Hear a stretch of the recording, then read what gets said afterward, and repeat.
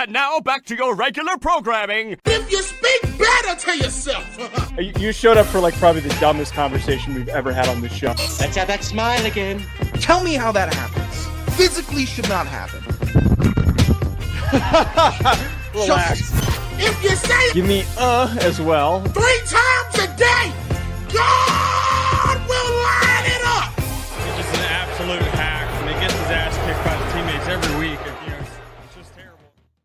Welcome back to Hack City on this wonderful Memorial Day weekend. Don't shake your head at me. That's Don't talented shake right your head. there. Don't shake That your head boy's at me. talented. You don't say the things that you said before we start the show. Get inside of my head, asshole. How about be a little tougher to crack? How about that? Well, you shouldn't be trying to crack your co-host. I So he's wasn't. trying to do an open. The co-host shouldn't be saying the things No, that you no. were saying prior to I the am show. the talent. Oh, yeah. Nice open.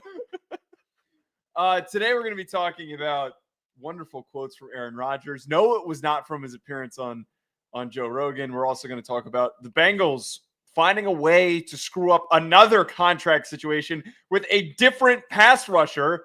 I don't know how they've done this. And then we're going to get to some comments made by Cleveland Browns quarterback Shedeur Sanders about why he believes he faces so much negativity. Before we get there, Sean, can you share with our listeners a word from fill in the blank? Bet Online. There we go. It's the world's most trusted betting platform, your number one source for all your sports betting action. They also have a new tab on the site called the Doctor tab, where you can meet up with Dr. Locks, aka Joe DeLeone, who's going to tell you, I got Thunder 3.5. Why don't you hop on? Oh, eat shit. It was plus 2.5. I ate my wallet. That's what I ate. Freaking just ate cash at the bar. That was awesome. Thanks for that. I mean, they almost covered the 2.5. Did they? No. Okay. They lost by 30. Yeah, that's what I thought. Regardless, baseball season is full swing. I am falling in love with baseball again. If we have time, I'm going to show some love to a baseball movie at the end of this that I caught last night. A Boomer movie. Oh, were you doing were you doing a little research? I was doing a little research. Wait, no, what was it? I watched Bull Durham last night for the first time. I've never seen it. It is a phenomenal movie. And this was a movie that my dad kept me from my whole life as a young up-and-coming baseball player. Had I seen that movie, it probably would have changed a lot of my outlook on the game. It definitely would have. Fantastic movie. The Boomers got that one. Great film. Is there anything to pull from? You know what? They got the pitcher situation right. They made a quirky pitcher only by knowing what and how baseball players operate. And if you, the listener, think that you know how baseball operates, you can put some action on it at Bet Online. It's in full swing. Home stretch of the NBA, NHL playoffs. It's a good time for sports. It really is. Memorial Day weekend. You got plenty of free time. You're watching some games.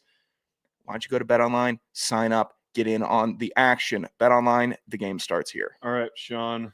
Thank you so much for doing that. Yeah, no problem. Wonderful, fantastic read. It was my honor. Sorry, I was trying to retweet the show link. For some reason, Twitter has been such ass the last 3 days. And I know that it's just like the media member complains about the Twitter not working. Everybody was doing it yesterday. Every time I've done any action, it cancels the action. Like I keep trying to retweet things and then I go back, it didn't retweet it. I try to like things.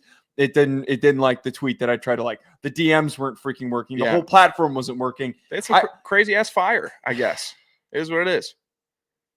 You defending Elon? I'm not. You defending him? I'm just saying if they're saying you defending that pervert? If they're saying it's a fire, I'm going to, roll with it being a fire. Fires happen. The server rooms get hot, Joe. I shouldn't be complaining. I made $40 off of that platform this past month. I'm making. They're really paying me. It's really rolling in from X.com. I'm going to get out ahead of this right now. Okay. Here's the problem with being a guy that claims to really enjoy movies like myself. If I haven't seen a movie, people get really irritated. And Ryan Roberts? Yeah, because wait. Everyone has blind spots. Everyone has blind Indiana spots. Jones. Yes, I have. You said you hadn't. I hadn't like 5 years ago. There was another. They were phenomenal. It was great. There's another one that you haven't seen, and it wasn't Star Wars. There was one that you hadn't seen that was like really upsetting. Well, I've seen Bull Durham now, and I enjoyed it. Sorry, RR. My bad. old ass Ryan Roberts is stepping in to defend the baseball movie here. I'm giving him and the other boomers credit. He's not a boomer. Does he wear glasses?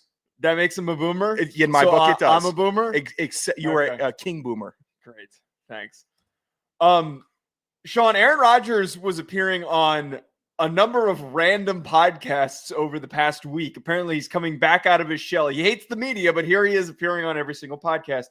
Aaron Rodgers might have just revealed where he's going to be signing. And there's no shock. It sounds like he's signing with the Pittsburgh Steelers. So he appeared on the Y&K podcast with Mike Stud. That sounds made up. That's a great name. Add it to the list of made up podcast names. It looked like it was some sort of a live event. And I think people were asking questions. A young NFL fan asked if he would consider playing for the Chicago Bears this year. And if he was offered. And his quote back was, no, but I believe there's a team that might play in Chicago this year for a road trip. Rodgers said in relation to this, he said this with a very, clear smirk. Mm-hmm. And then he was asked if he would name the team. And he said, I don't know. I'm going to check it out. Rodgers said with a smirk on his face. Later on in the interview, this is where it became pretty clear. I'm like, okay, this dickhead's just playing the dumb game that he always plays. Rodgers offered a hint when a Vikings fan said he was excited to see Rodgers at US Bank Stadium this year. And Rodgers followed up by saying, all he said was, that game is in Ireland. He was referring to the Steelers playing the Vikings in week 4 in Dublin. So I don't understand at this point, man. I don't understand why he's doing this shit. And then I'm falling into it. I'm getting mad right now. It's 1:00 on a Sunday on Memorial Day weekend, and I'm getting mad about this. What is the point? Just sign. What is the holdup? What am I missing here? He stated that he was dealing with some people in his life that were having very serious issues, and that he was holding off for that reason. Which I'll give him space for that. If you're claiming that someone in your life had the big C or whatever he claimed. Did he claim that? I think he did. I think he said people were dealing with serious personal issues. If that's what it is, that's what it is. Who knows with him what that means? And then when he goes back, this is where people get lost on him. This is where your rage happens. I'm going to explain it. He thinks he's way more charming than he actually is. So when he has that quirky smile and the eyebrow raised, and he talks like it's all eyebrow raised and tongue in cheek, it irritates people because it's not charming. It's smarmy with him. And it's a little more arrogant. There's no in between. Oh, Aaron Rodgers is just being cheeky. You kind of think now Aaron Rodgers is being a dickhead. Well, if he was doing this back in March, April, hovering around free agency time, before free agency, middle of free agency, fine with it.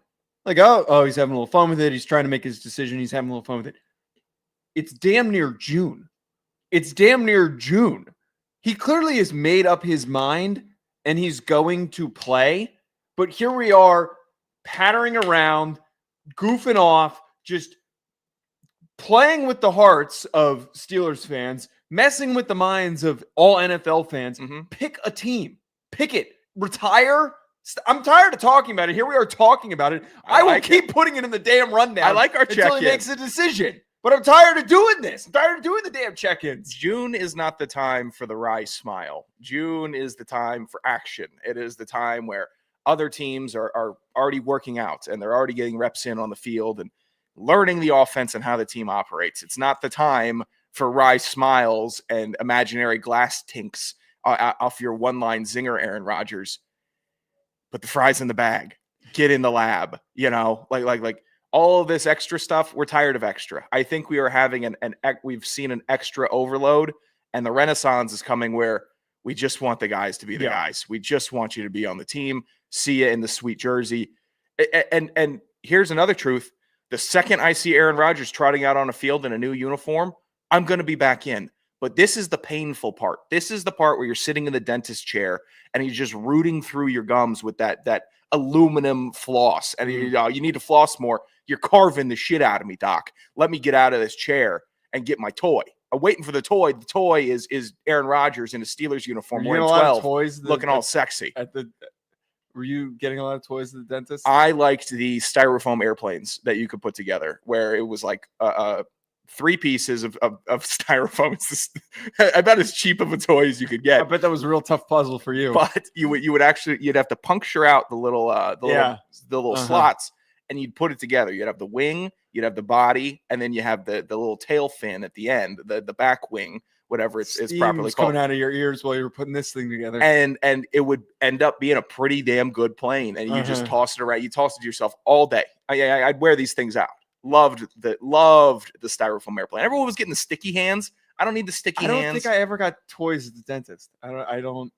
That doesn't surprise me. No one seeing your arrangements. Okay, I could see you and your brother just going into an adult dentist office from forever and just be like, "Oh, hello, Mr. DeLeone. How are you? 7 years old and with a bib on." We're not going to get too much into the that's not the right word. The history of the DeLeone's background with the dentists. I think I've told you part of this. We're not going to get into that. Let's stick on the Steelers. Sure. Do you actually think that if he signs and he ends up being the starter for the Steelers this upcoming year, do you actually think that they're going to be successful? Do you think that they're going to be a playoff team? Are they better than they were with Russell Wilson, or is this just going to turn into a combustible mess, a giant distraction? Because I think it's trending towards that. I think he's got a lot more upside than Russell Wilson as a starter. Yes, agreed. Over 40. He's not as mobile. We saw that this past year. He still is Aaron Rodgers. He is one of the biggest magicians of a quarterback that we've seen in the last 20 years. He's going to find a way to be successful. We've compared this to Brett Favre with the Vikings. It could be equally as successful. But this is way more distracting.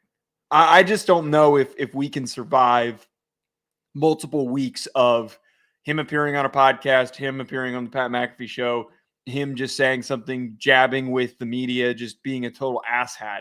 I don't have a lot of faith that he can't be normal, considering he's already being odd and he's unsigned. Maybe that's why he's holding off signing, is he wants to get as much, spread as much shit out as possible, go on as many podcasts, say as many ridiculous things as possible. We're not going to address some of the weird conspiracy theory things that he said over the last week. Maybe he's just trying to get that off of his chest, knowing that if he signs with the Steelers, they're going to hold him more accountable for saying reckless things. But why would you? I don't know if I was going into a job interview the week before I'd start doing a bunch of petty crime because I'm about to be about to be living straight for a while with my tie. Hello, Mr. Johnson. How's the coffee today? I just loitered outside of, for 12 hours. Yeah, but they're begging you for this job. They've got nothing else going on. They'd probably let him kill somebody and then show up and then be like, okay, all right, well, you got that out of your system, Aaron. Let's get started now. I think that to the original question, he would put them in a better spot than if they were just to roll into the season with Mason Rudolph. He would put them in a better spot than if they had retained Russell Wilson another year of that. So it's a pretty low bar for him to beat. And for some reason, he decides, I need to make this low bar a little lower for myself by saying all this crazy stuff on a bunch of shows. Doesn't make sense to me. But he has decided that not making sense to everyone and being weird is more important than being a locked-in quarterback. And that is a tough thing to get beyond if you're an organization, because that works when it's Aaron Rodgers at 35 winning MVPs, throwing 48 touchdowns and 4 picks in a season. Right. 40-year-old Aaron Rodgers, who has had a questionable season last year. Everyone wants to say he caught fire at the back half. Yeah. They weren't winning games. He wasn't really, he was there and he looked like at time flashes of old Rodgers, but the majority of the time he looked like Granny in the pocket, throwing a bunch of ducks at the turf because that was the right call. And I'm the vet quarterback that's seen it all. If Aaron Rodgers goes to the Steelers, starts taking a bunch of risks and decides to gunsling it, I'm all for it. But if it's more of this old lady quarterbacking, I don't need it. Well, I think he was kind of forced into the old lady quarterbacking because you could see, and anyone who's kind of paid attention to guys who have come off Achilles injuries, it happens in basketball a lot more. But whenever somebody has an Achilles, they're a lot less mobile. I mean, this first and forehand from good old Kirk Cousins, who basically was the same as Aaron Rodgers. Oh, yeah. Older, couldn't plant, couldn't really drive the ball. His injury occurred a lot later on in the season. So like he had less of a recovery timeline than what Aaron Rodgers did, but you could tell that something was off physically from that injury. I think he'd be different. I would hope the way that his persona is being pushed out currently by him just winging it and going balls to the wall by saying whatever the hell he wants. I'd hope that that translates to on the field where last season, I'm just going to go do crazy shit. If I throw 15 interceptions, I don't care. I'm going to see if I can turn this thing into, go on one more Super Bowl run. I'm starting to think of older, like legendary quarterbacks recently. Like none of them they've done the complete opposite. They've all been super conservative in, like Peyton Manning's the best example. Yeah. Well, Peyton Manning had a neck that didn't work at the end of it and an arm that didn't work. I'm thinking of like Brady. When Brady first went to the Bucs, he was playing a little bit old lady football, but it didn't look bad. Aaron Rodgers is old lady football. Yeah, because he's always been old lady football. He's always been aggressive, but he's always been decision maker over very detailed decision maker over. I'm going to throw the ball in traffic. He's never been, hey, I think I see a little bit of a gap. I'm just going to try this. He's never been that. He's been the same version. Was his divorce drama taking place that last year in Tampa? I'm trying to remember if that was like a storyline throughout that season. I think it was starting to build because he decided to go. I don't remember, but I just remember part of the driving force was that he decided to go back and play. And then that was what the catalyst was. Yeah, before that last year. It might've been that last year because there's something in me that's saying if I had an option to have Tom Brady still starting for my football team, I would take it because he's just that good and that dialed and he didn't bring the drama. But I can't specifically remember if that last year in Tampa, everything was falling apart for the guy. And that's when Antonio Brown, all that stuff was at least circulating. All rumors, all crazy, batshit speculative rumors. But like, was that happening in his last season? But I don't think that was all like Tom Brady being weird. I think it was just Tom Brady's family life was falling apart. He couldn't control that. And he was very opposite of Aaron Rodgers, where you won't even know something's happening and he will speak on it. Tom Brady, things are happening and he won't speak. He's asked about it because, okay, gotcha. Okay. Yeah, completely different. Yeah, Rodgers needs to get a grip still. Yeah, he needs to get his shit together. We'll see what happens if he ends up signing with the Steelers. This has been a situation, Sean, that has been bubbling, and I want to talk about it, and it's been something that I've been wanting to talk about because it aligns with something we've discussed multiple times, and I'm talking about the Cincinnati Bengals and their situation with rookie Shemar Stewart, who was their first-round pick out of Texas A&M. The Bengals continue to be just the biggest group of morons and scumbags when it comes to handling player contracts out of any team in the NFL. And Bengals fans, I'm sorry for you guys. Your franchise is awesome. Your ownership group, the direction of this team is terrible. Currently, what's happening with Shemar Stewart, none of it's his fault. He is handling this as perfectly as he could. He's showing up. He's getting the mental reps, but he's not participating in practice deliberately because of the fact that the Bengals are not budging on changing the language of his contract. Now, you're wondering what the heck could he possibly be wanting to change? The Bengals' initial offer to Stewart included a low percentage of his salary as a roster bonus than what was given to Amarius Mims last year and also the number 17 overall pick in 2024. Now, Stewart's camp reviewed the offer and thought that this was well below market standard, and that was kind of what created the snag. The combination of the roster bonus and also the lack of safeguards that were put onto this where they're trying to protect themselves on having to pay him if he gets suspended, if he runs into trouble, injury, all of those things. The Bengals are attempting to add this, like the first time that this ever happened, they're trying to add a clause that voids future guarantees that were not present in past contracts. So they're trying to set a precedent with Shemar Stewart's contract, and Shemar Stewart and his representation are going, why the hell are you trying to do this with us when other past players were not asked to do the same thing? From his perspective, he's not demanding more money or anything. He's only asking for the contract terms to be the same as what the Bengals first rounders in the past have received. And he even spoke to ESPN saying, I'm not asking for anything crazy. I just want things to be consistent. I just want consistent language as in the past contracts. We already talked about Trey Hendrickson.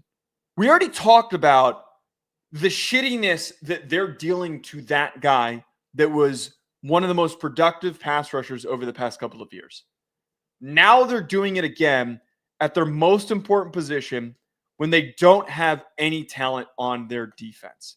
If this is happening twice, if this is happening twice in the same offseason span where you're getting dirtbaggy and sleazy and shitty with the language of a contract and the specifics of a contract and trying to completely cheap out on your players that are representing your team, you need to look in the mirror. I don't know who is responsible for making these decisions. I don't know. But whoever it is fucking sucks. They suck. How can you do this twice now? This is an abomination. This is awful. This is unbelievably ridiculous. And I have done a lot of digging into this. I'm not going to sit here and say, like, maybe there's something I'm missing. It's pretty clear who's at fault. It's not the players. It's the organization. It's incredibly frustrating because the Bengals have promise. And this is something you would expect from a bottom feeder team, a cellar team, someone in the basement, a team that hasn't been able to get right forever. What happens to the Bengals? They luck out. Washington blows it. Cincinnati ends up with a number 1 overall pick in 2019. They get Joe Burrow.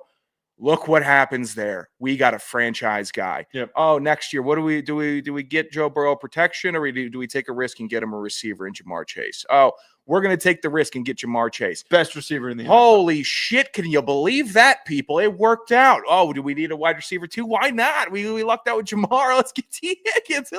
Higgins was before Ja'Marr Chase. Oh, he was? Yeah, okay. Well, you got both of them. You got Burrow, and then you've had an offense that could compete with any defense in the league. And you have built something the right way. And for some reason, the last couple of years, you decide, hey, here's this nice little cake I've been baking. I'm going to start pissing on it. I'm going to start pissing on the top layer. I'm going to start pissing on the middle layer. And then that base layer, that Burrow, Chase, Higgins layer, I've been trying to piss on it, but I can't really do that yet. You are building a perfect cake, and you cannot stop stomping on it. The Bengals should be good. They should be a great story. This should be a team on the rise that is completely in on talented player that we drafted, talented defensive player that we've grown in-house to be a sack leader this past season. And you completely mismanage it every step of the way, and you're blowing it. You know how short a window is in the NFL. It is short unless you have a top 3 quarterback. And guess what? At times they do have a top 3 quarterback, and the window is still closing. How does that make sense? We are watching a prime get trimmed at the stem, and then eventually is going to get to that flower, that rose at the end. And Joe Burrow is going to be 33, and then you're going to be sitting here like, going to be pushed away happened? like Staff. Yeah. Like, this could be a total Lions situation where it just kind of comes full head of, I can't keep doing this. Send me elsewhere. And these are the moves. This Stewart stuff, this Hendrickson stuff. This is the groundwork. Exactly. This is where the collapse starts.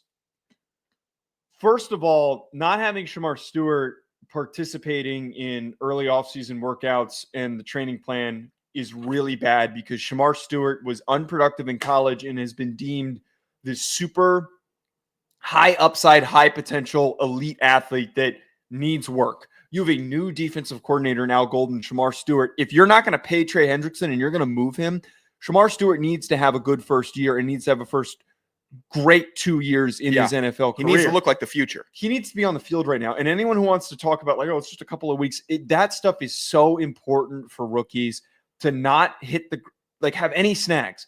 But the thing that bothers me the most is the disrespect that they are now starting to show that they're throwing towards their players. The mishandling of T. Higgins' contract was the first step in this. The decision to just not communicate with Trey Hendrickson is gross. A guy who has been so important for your team's success and has been the only bright spot. I saw some TikTok clip that had like 100 likes on it that really pissed me off. Some moron was trying to be like, well, when you're on the worst defense in the NFL, it makes it easier to rack up all those sacks. I'm like, that's a dumbass argument. Yeah, that was what I almost said. Was that on one of ours, or no, a comment? No, that was a random clip that, like, I don't know, it was either someone else's podcast or something like that. It was like a total no-name show. but that was an argument. I didn't even know that people had an opposite perspective argument supporting the Bengals. It's the equipment's too expensive. It's not expensive enough, man. Yeah. Oh God, they need to lock these mics up, and you should be. I'm for everyone. I'm for everyone trying to start a podcast, but I'm God, not. that was a bad take. That was a bad take. The worst part of this now comes to full head where they're literally trying to create new contract language for them to be able to use going forward that voids future guarantees based on if something goes wrong during his rookie contract. That is insane to me. That is so disrespectful to say, hey, man, we think you're just, I know this isn't what they're saying, but if I were his agent and if I were Shemar Stewart, I would read it as, we think you're going to be such a big fuck up that we just can't risk it. It's a prenup. But if it works out really well, we get all the benefit from it. We get all the great stuff out of it, like you playing well and making the team look better. But if a little bad thing, one really bad thing, like you're done. Like we're not paying you. You don't get any of the money that you were promised. None of it. I would demand to get traded if they refuse to change that language. That is insane. I don't know. From what I read into, it doesn't sound like any other NFL team does this. This is incredibly rare, and this is just dirtbag of all dirtbag things to do to try and screw a player out of money that he's supposed to be guaranteed. Rookie contracts are supposed to set guys up for the foundation of their careers. If a guy is clear-headed and he has no track record of mistakes in college, you shouldn't be issuing this to a guy. I really hope this goes all the way up to the NFLPA and them stepping in and saying, this is gross. They should. This is incredibly gross. And I reiterate and repeat, whoever the moron who is in charge of these decisions with these contracts needs to be out. And I'm sure it's some family member of ownership that's the one who's in charge of it. It's really gross because why? Stewart shouldn't play for them if this is continuing the contract, because why would you draft me then? Like, why would you draft someone else? If this is going to be, I'm your number one pick. Don't draft anyone. Don't draft any. Exactly. Put a bunch of cones out there. Don't own a freaking team if you're going to have this mentality. If you're so risk averse and you literally cannot, you're trying to language it up with all these guys that could be playing for other teams on a regular risk acknowledged contract because it's a sport and it's football and it's humans colliding with each other at 20 miles per hour in gladiator armor.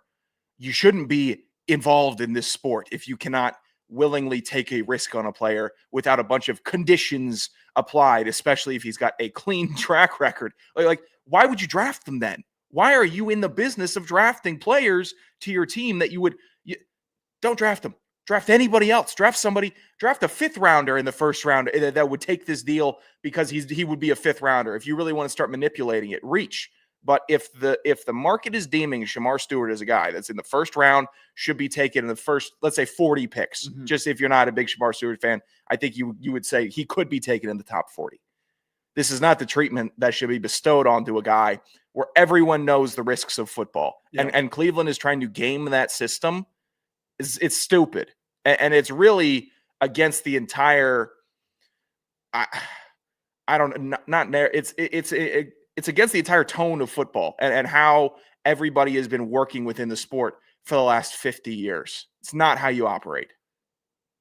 I think in like Bill Belichick's roster building philosophy is the exception to this.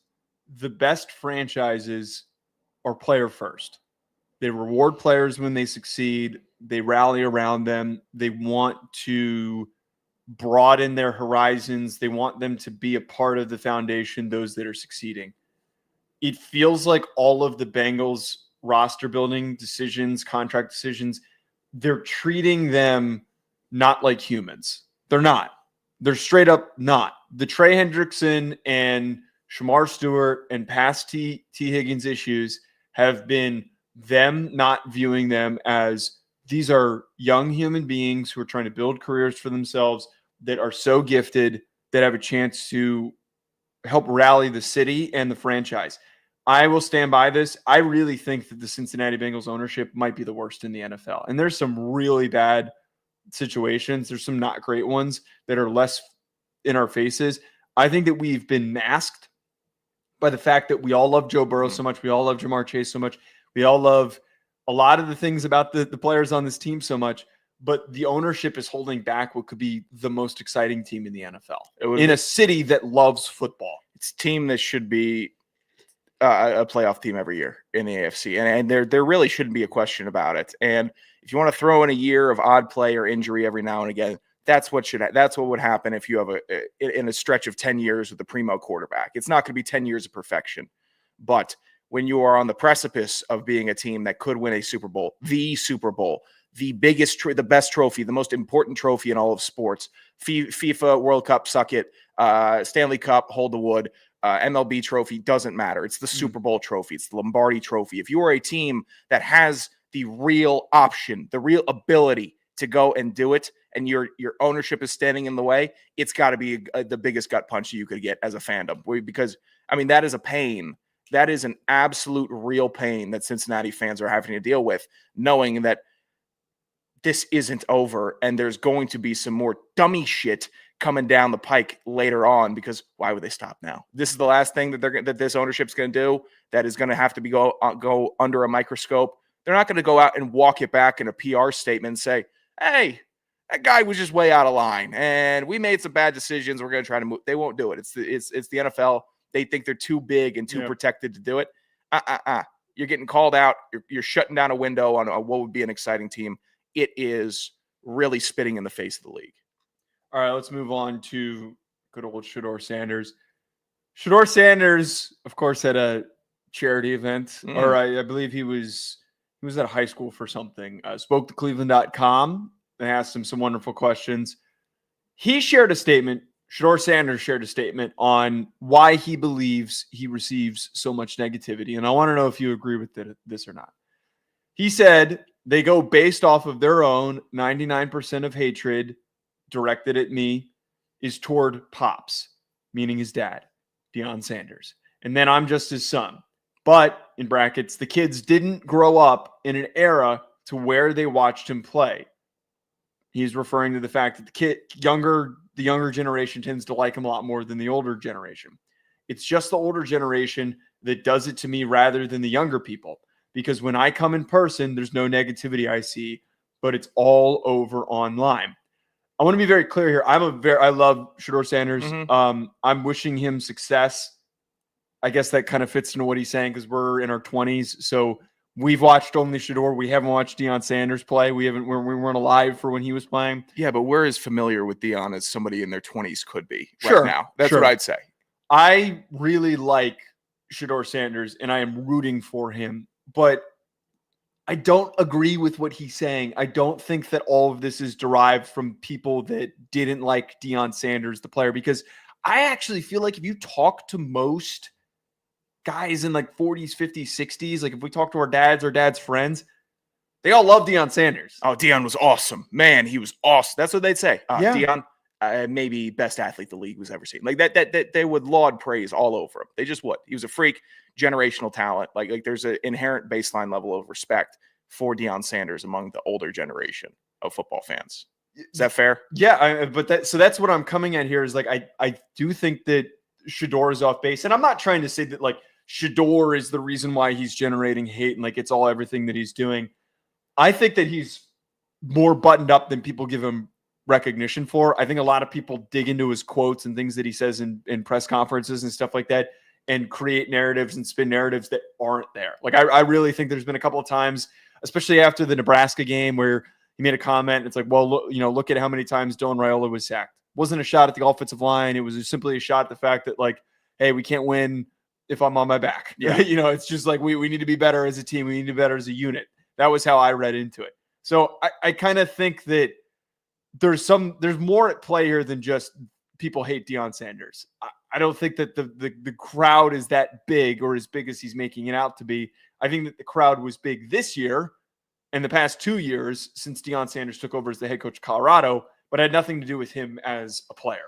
This whole saga is so weird because DeLeone Sanders took over Colorado, tragic program, and because he did it in a way with cameras in his face, I think that all of the casual, non-former athlete people were able to just jump in on it like it was a reality TV show because they made it a reality TV show. And people will talk about reality TV differently than they talk about The Wire or The Sopranos or any like legendary TV show. But because of the route that they went, the Sanders family, in deciding we're documenting it, we're putting it all out, it's going to be brash, it's going to be in your face, it's going to be authentic Sanders content.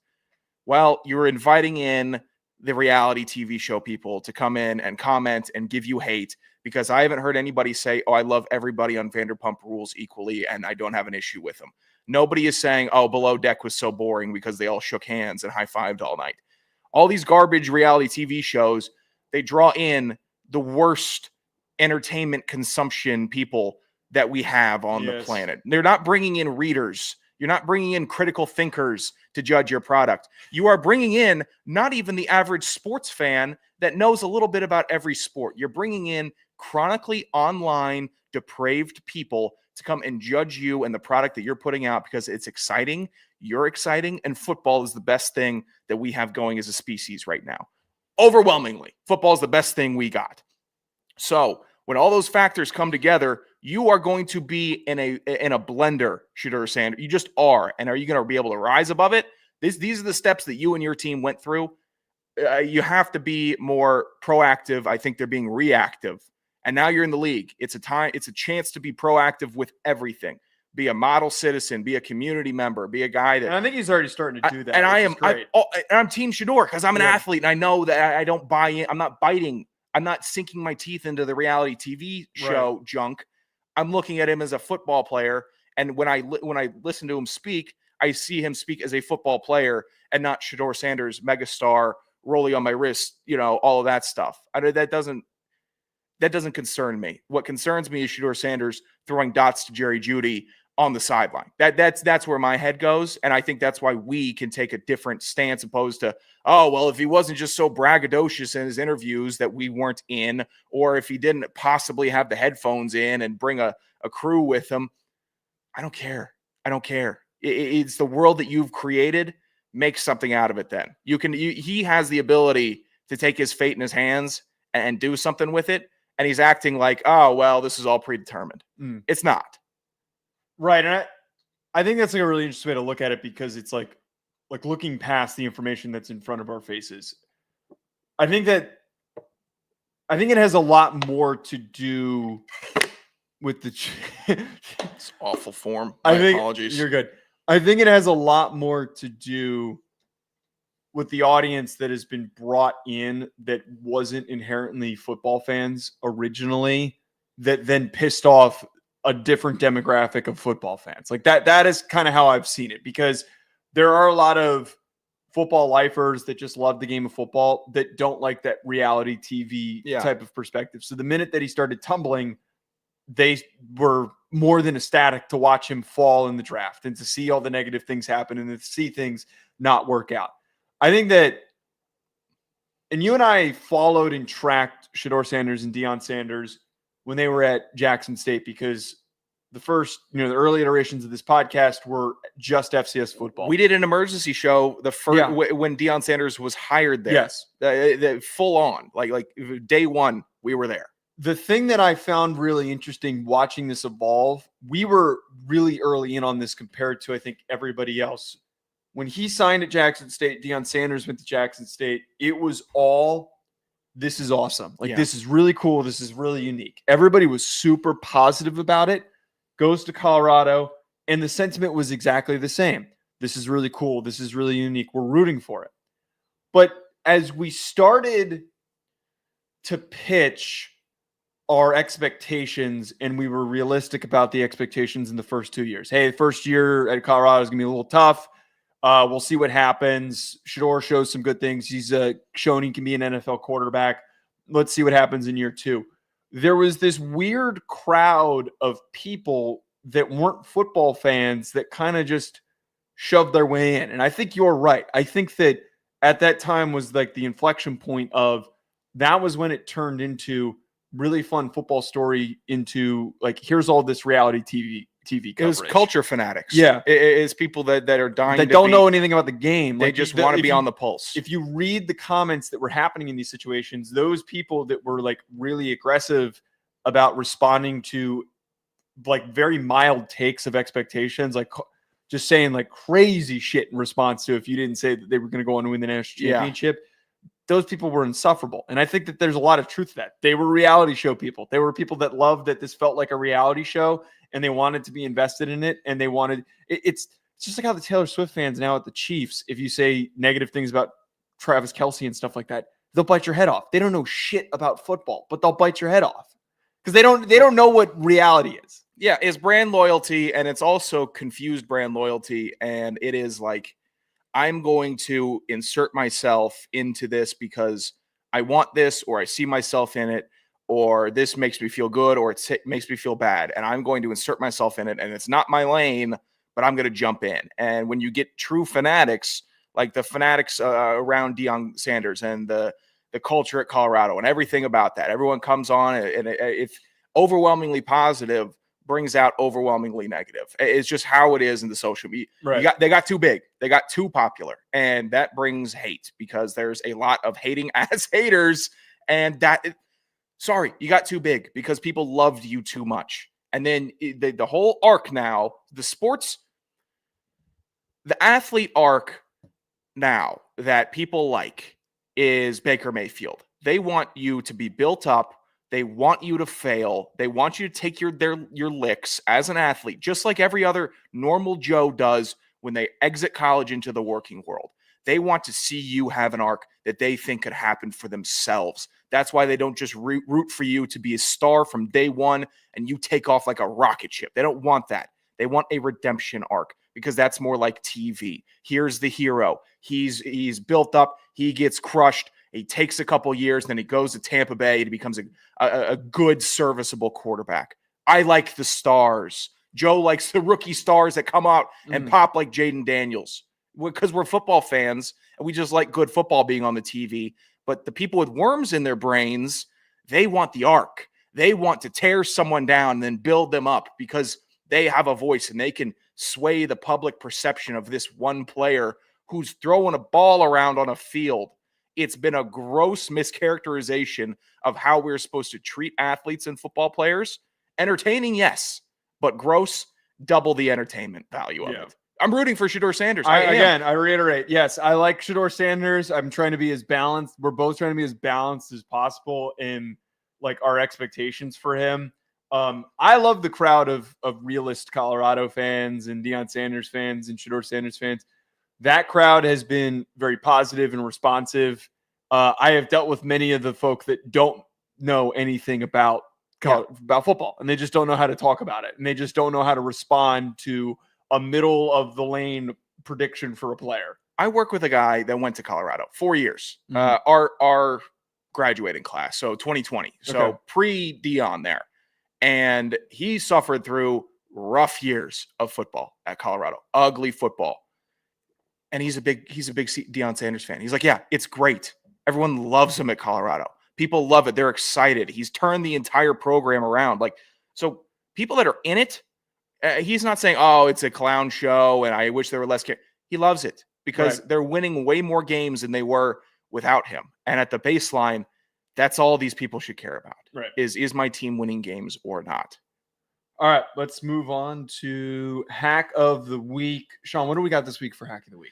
Well, there's a lot of let's do Media Corner Hack of the Week here. Okay. I think we could do a bit of a roundabout. I believe we received a comment about we were discussing. Someone commented about us talking about the tush push. Sean had an offhanded comment about how Jason Kelce has become insufferable on his podcast. And they responded with, are you sure you're not jealous that you're not as successful at podcasting as Jason Kelce? And that kind of sparked a pre-show debate of like, these athlete podcasts are turning into complete garbo, just brain dead here's what it has become. Mm-hmm.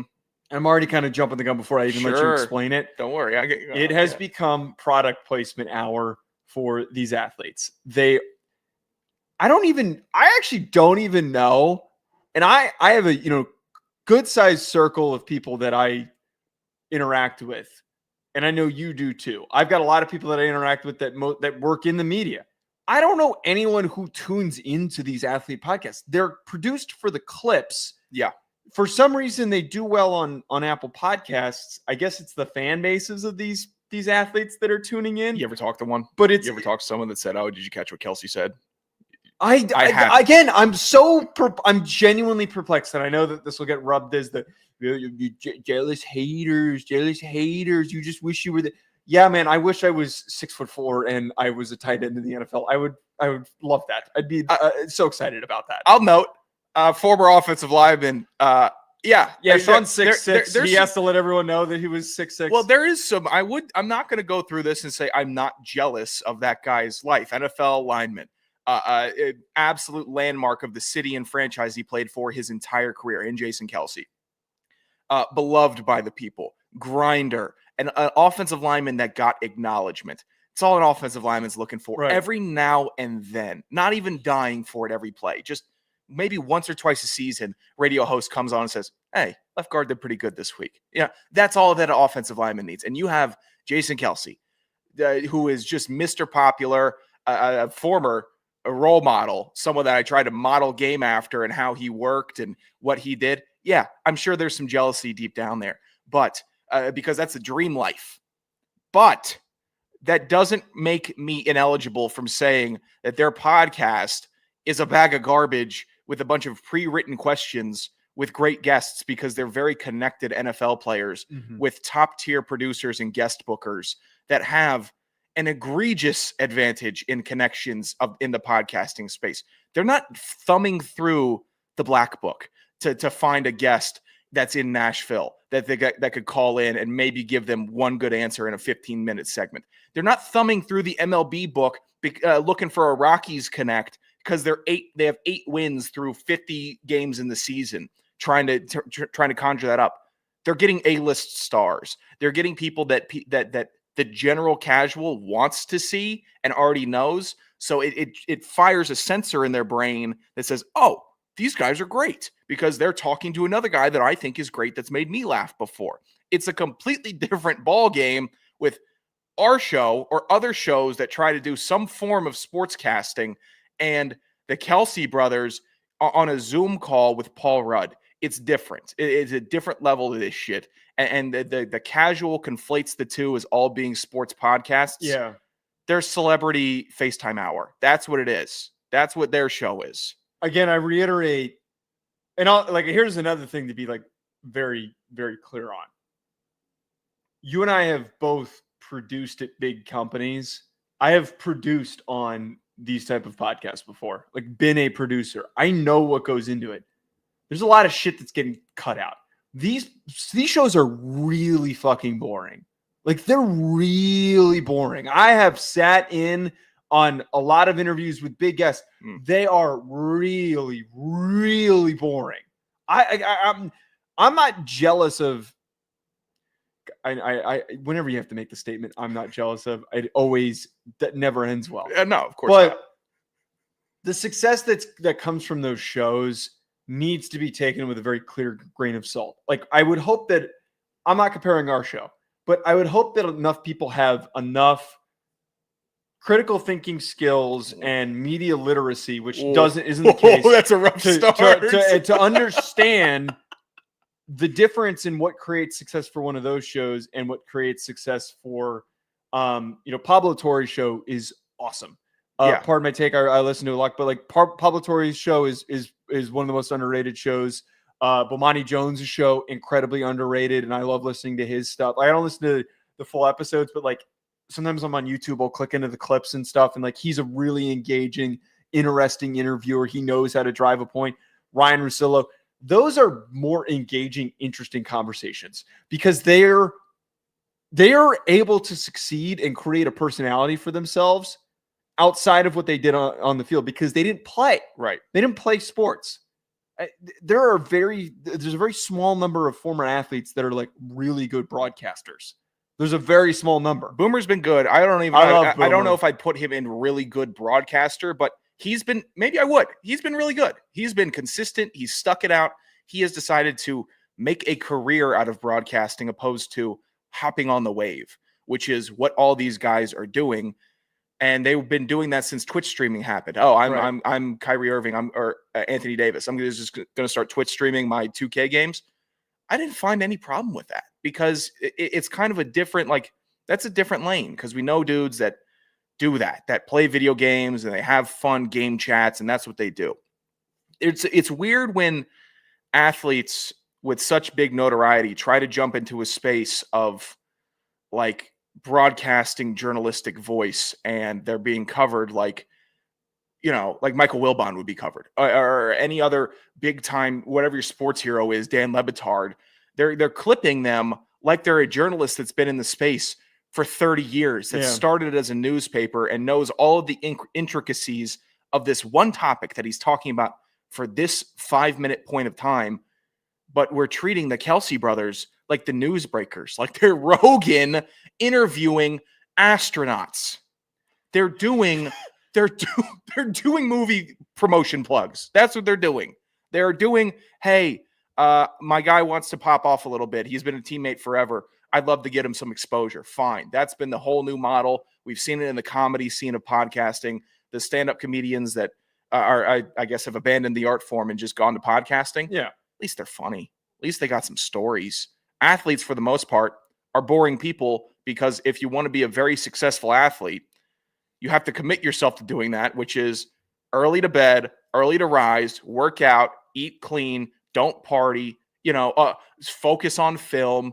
If they stayed in those lanes and decided to talk about that stuff where they're true experts, it's way different. That's what always has been confusing to me. And like my first job when I was at Believe, the main initial premise of that company was like, we're going to find anyone who wants to do a podcast and we're going to help them launch one. So like I had the chance to interact and work with a lot of like not big names, but like mid to lower level guys that like played in the NFL for a little bit, but aren't like super recognizable names. But if you saw their name attached to a Patriots podcast or a Titans podcast, you'd be like, oh, like, cool. Let's see what he has to say. Sure.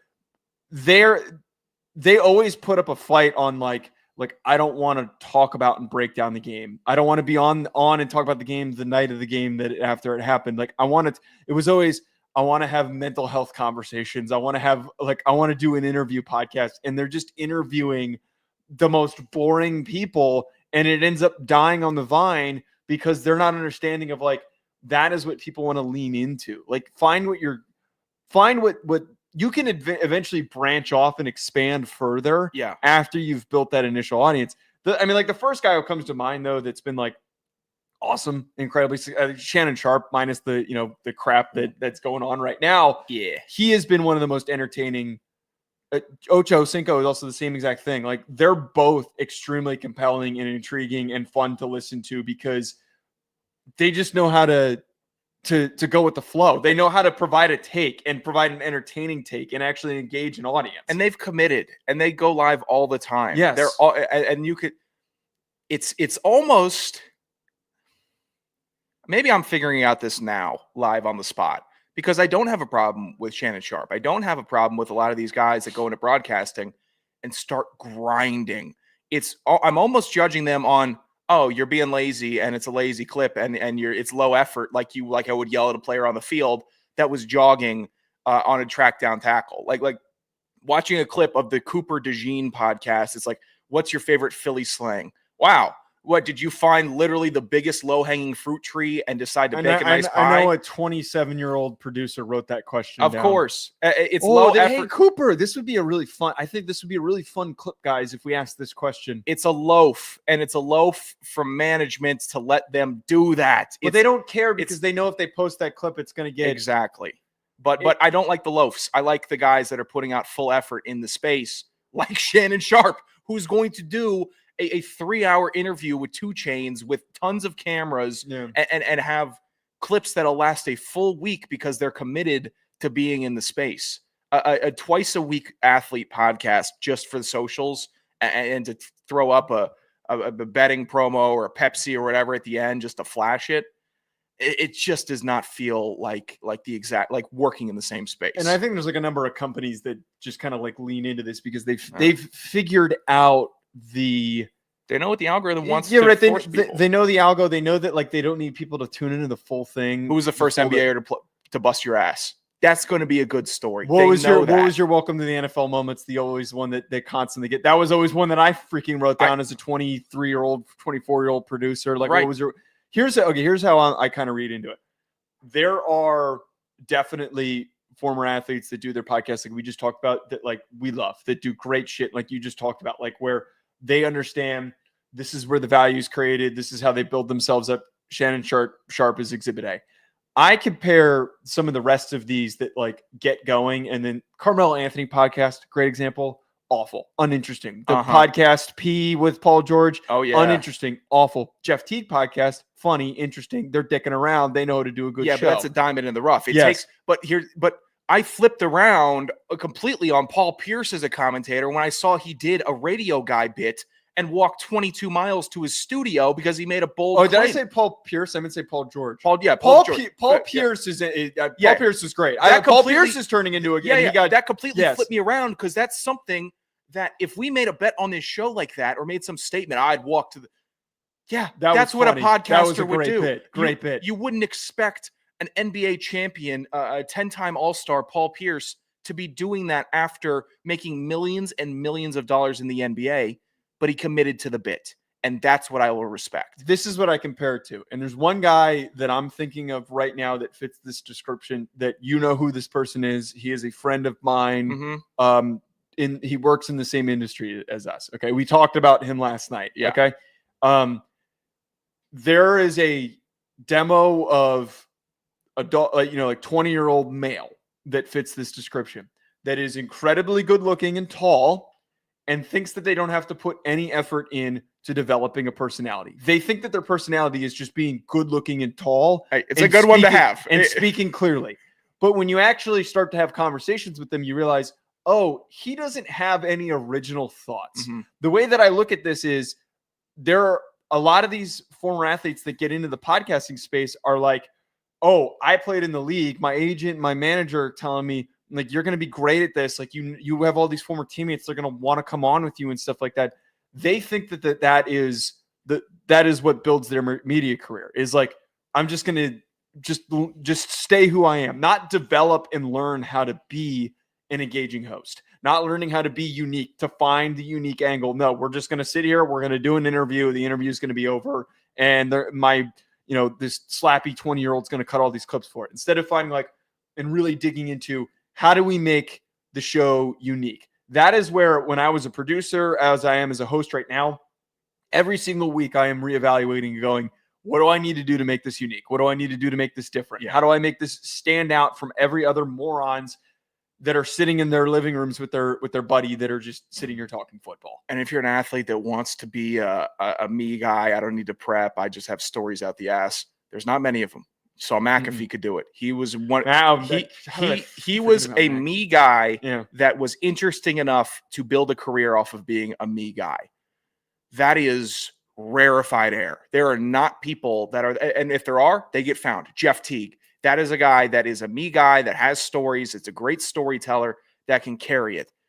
Stern was not the best broadcaster, but he was the most interesting me guy that was around in the 80s and 90s and early 2000s. That's why he was so big.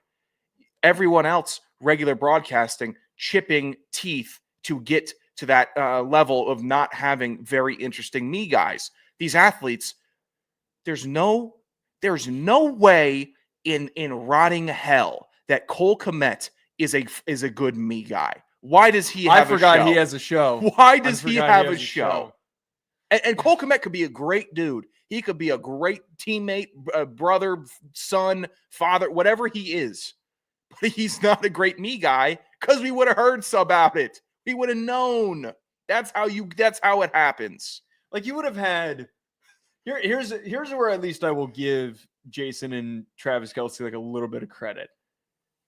As they've been playing before they started their podcast, there would be a press conference clip or an interview clip that would gain traction. They were buzzed. They always had buzz. This is interesting. This is unique. This is funny. It would catch your attention. If I don't have that, when was the last time that a Carmelo Anthony or a Paul George interview was like, oh my God, this was hilarious. Holy, could you believe that? Like, hey, did you see what he said? Like, or like, I'm like, oh, this was fun. I'll send it to my buddies. Never in a million years has that happened. Jeff Teague, I don't know about when he was playing. He was mid 2010s. He was playing. No. I'm saying that when he was playing, I don't know if there was ever like really an instance where I was like blown away by anything. No. He again, diamond in the rough, like where he kind of came out of nowhere because he was never broadcasted in front of our faces. You know what dudes send each other, Joe? Beetlejuice clips. That's what they send each other. They send each other Beetlejuice clips. And we're giving a podcast to Cooper DeJean and Blankenship. Reed Blanket, whatever his name is. Give a podcast to Beetlejuice. That's all we learned. All right. Do we have any voicemails or do we want to close out? No voicemails Okay. today. We do have a couple questions, but I guess we could save them. I mean, yeah, they're evergreen enough. We'll save them for Tuesday. At Joe DeLeone, at Sanderson Radio, 201-834-4308. Call in with your voicemails. We need more voicemails. At Hack City Pod. We'll talk to you guys later. We'll be back on Tuesday.